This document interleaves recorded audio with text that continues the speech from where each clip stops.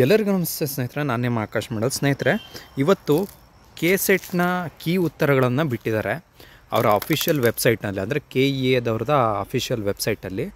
ಈ ಬಾರಿ ನಿಮಗೆಲ್ಲರಿಗೂ ಗೊತ್ತಿರುವಂತೆ KEAದವರು ನಡೆಸಿದ್ರು, ಹಾಗಾಗಿ ಅವರು ವೆಬ್ಸೈಟಲ್ಲಿ ಬಿಟ್ಟಿದ್ದಾರೆ. ಹಾಗಾದರೆ ಹೇಗೆ ನೋಡೋದು, ಹೇಗೆ ಡೌನ್ಲೋಡ್ ಮಾಡೋದು ಅಂತ ಅಂದರೆ, ನಾನು ಡಿಸ್ಕ್ರಿಪ್ಷನಲ್ಲಿ ಒಂದು ಲಿಂಕ್ ಕೊಟ್ಟಿರ್ತೀನಿ. ಆ ಲಿಂಕನ್ನು ನೀವು ಏನು ಮಾಡಬೇಕು, ಕಾಪಿ ಮತ್ತು ಪೇಸ್ಟ್ ಮಾಡಬೇಕು. ಗೂಗಲ್ನ ಕ್ರೋಮಲ್ಲಿ ಹೋಗಿ ಈ ಥರ ಪೇಸ್ಟ್ ಕೊಟ್ಟರೆ ಈ ಥರ ಬರುತ್ತೆ. ಅಥವಾ ನಿಮಗೆ ವೆಬ್ಸೈಟ್ ಬೇಕು ಅಂದರೆ ನೋಡ್ಕೊಬೋದು, CET online.karnataka.gov.in ಈ ವೆಬ್ಸೈಟ್ಗೆ ಹೋಗಿ ಸರ್ಚ್ ಮಾಡಬೇಕಾಗತ್ತೆ. ಸೊ ಈ ಲಿಂಕ್ ಹೋಗಿ ಸರ್ಚ್ ಮಾಡಿದ್ರೆ ಈ ಥರ ಒಂದು ಇಂಟರ್ಫೇಸ್ ಓಪನ್ ಆಗುತ್ತೆ. ಸೊ ಇಲ್ಲಿ ನಿಮಗೆ ಫಸ್ಟ್ ಅಲ್ಲ, ಸೆಕೆಂಡ್ ಒನ್ ಏನು ಕಾಣ್ತಾ ಇದೆ, ಈ ಸೆಕೆಂಡ್ ಒನ್ ಮೇಲೆ ಟ್ಯಾಪ್ ಮಾಡಬೇಕಾಗತ್ತೆ.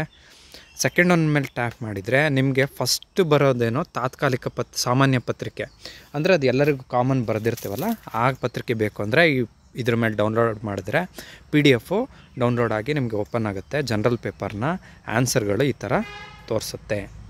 ಸೊ ಜಸ್ಟ್ ಇದು ಒಂದೇ ಅಲ್ಲ, ಬೇರೆ ನಿಮ್ಮ ಪೇಪರ್ ಯಾವ್ದು ಬೇಕು. ಫಾರ್ ಎಕ್ಸಾಂಪಲ್ ನನಗೀಗ ಯಾವುದೋ ಒಂದು ಇಂಗ್ಲೀಷ್ ಬೇಕು. ಸೊ ನಾನೇನು ಮಾಡ್ತೀನಿ, ಇಂಗ್ಲೀಷ್ ಮೇಲೆ ಟ್ಯಾಪ್ ಮಾಡ್ತೀನಿ. ಇಂಗ್ಲೀಷ್ ಟ್ಯಾಪ್ ಮಾಡಿದಾಗ ಇಂಗ್ಲೀಷ್ನ ಪ್ರಾವಿಷನಲ್ ಕೀ ಆನ್ಸರ್ ಅವರು ಡೌನ್ಲೋಡ್ ಅವರು ಅಫಿಷಿಯಲ್ ಕೀ ಆನ್ಸರ್ನ ಬಿಟ್ಟಿರ್ತಾರೆ. ಈ ಕೀ ಆನ್ಸರ್ನಲ್ಲಿ ಏನಾದ್ರು ಪ್ರಾಬ್ಲಮ್ ಇದೆ ಅಂತ ಅಂದರೆ ನಾವೇನು ಮಾಡ್ಬೋದು, ಅವರಿಗೆ ಅಬ್ಜೆಕ್ಷನ್ ಹಾಕ್ಬೋದು. ಬಟ್ ಒಂದು ಕ್ವಶನಿಗೆ ಅಬ್ಜೆಕ್ಷನ್ ಹಾಕೋಕ್ಕೆ 300 ರೂಪಾಯಿ ಕಾಸ್ಟ್ ಆಗುತ್ತೆ.